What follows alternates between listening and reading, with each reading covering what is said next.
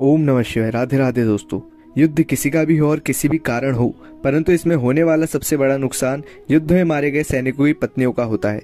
इसी प्रकार धर्म और अधर्म के बीच लड़े गए महाभारत के युद्ध को अनेक सैनिकों ने मिलकर लड़ा था और कुछ चंद योद्धाओं को छोड़कर सभी योद्धा उस युद्ध में मारे गए थे। तथा मारे गए योद्धाओं की पत्नियों को बाद में क्या हुआ था, यह बात महाभारत युद्ध के कई वर्षों बाद की है।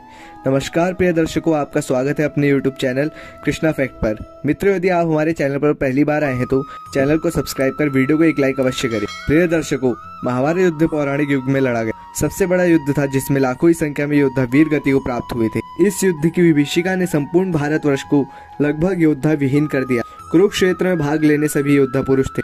इस कथा का वर्णन महाभारत ग्रंथ के आश्रमवासी पर्व के 33वें अध्याय में पढ़ने को मिलता है। कथा के अनुसार महाभारत युद्ध के पश्चात पांडु पुत्र युधिष्ठिर का हस्तिनापुर के नरेश के रूप में राज्याभिषेक हुआ। उसके पश्चात पांचों पांडव राजकाज के साथ साथ अपने ज्येष्ठ पिता धृष्टराज, बड़ी माँ गंधारी और माता कुंती की दिन रात सेवा किया करते थे। पांडवों की सेवा से धृष्टराज और गंधारी धीरे धीरे अपने पुत्र शोक से बाहर आ गई। इसी तरह 15 वर्ष का समय बीत गया। तब एक दिन धृष्टराज ने युधिष्ठिर से कहा कि हे युधिष्ठिर, अब हम अपना बचा हुआ जीवन वन में बिताना चाहते हैं, इसलिए हमें वन जाने की आज्ञा दो। अपने ज्येष्ठ पिता की बातों को सुनकर युधिष्ठिर दुखी हो गए, परंतु विदुर के समझाने पर उन्होंने धृष्टराज सहित गंधारी, माता कुंती और विदुर को वन जाने की आज्ञा दे दी। उसके अगले दिन धृष्टराज, गंधारी, कुंती, विदुर और संजय सन्यासी का रूप धारण कर वन को प्रस्थान कर गए। उसके पश्चात पांचों पांडव अब हर समय अपनी प्रजा की सेवा में लगे रहते। पांडवों की सेवा से हस्तिनापुर की प्रजा तो खुशहाल थी ही, लेकिन युद्ध में विधवा हुई स्त्रियां शोक में अक्सर रोया करती थी, पर इसका आभास अपने राजा को ना होने देती। कुछ समय पश्चात एक दिन पांडवों में सबसे छोटे सहदेव को माता कुंती से मिलने की इच्छा हुई। सहदेव ने अपनी इच्छा से चारों पांडवों से जाकर कहा। सहदेव की बातें सुनकर शेष तीनों पांडव भीम, अर्जुन, नकुल और उनकी पत्नियों के मन में भी माता कुंती से मिलने की इच्छा जागृत हो उठी। यह देख हस्तिनापुर नरेश युधिष्ठिर ने वन जाने के लिए आवश्यक तैयारियां करने का आदेश दे दिया।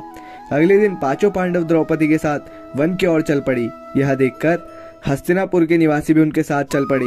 उन लोगों में वो विधवा स्त्रियां भी थी जिनके पति महाभारत के युद्ध में वीर गति को प्राप्त हुए थे।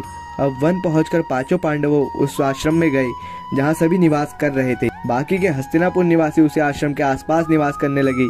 एक बार पांडवों के पितामह देवव्यास जी धृतराष्ट्र के उस आश्रम में पांडवों से मिलने के लिए आए थे। तब उन्होंने देखा कि पांडवों सहित वह सभी हस्तिनापुर के वासी अपने बंधुओं और घरवालों के शोक में डूबे हुए हैं, जिन्होंने महाभारत के युद्ध में वीर गति पाई थी।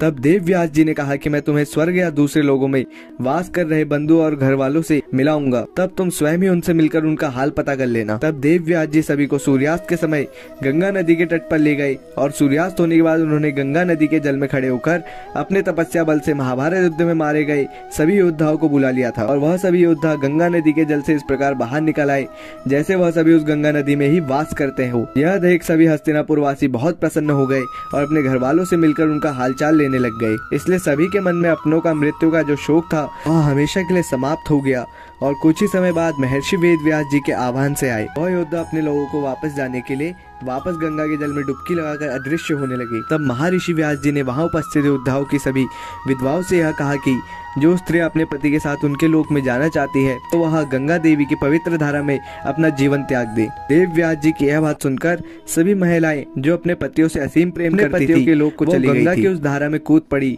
और अपने प्राणों को त्याग कर। तो मित्रों, आज की वीडियो में बस इतना ही। उम्मीद करते हैं कि आपको आज की वीडियो पसंद आई होगी।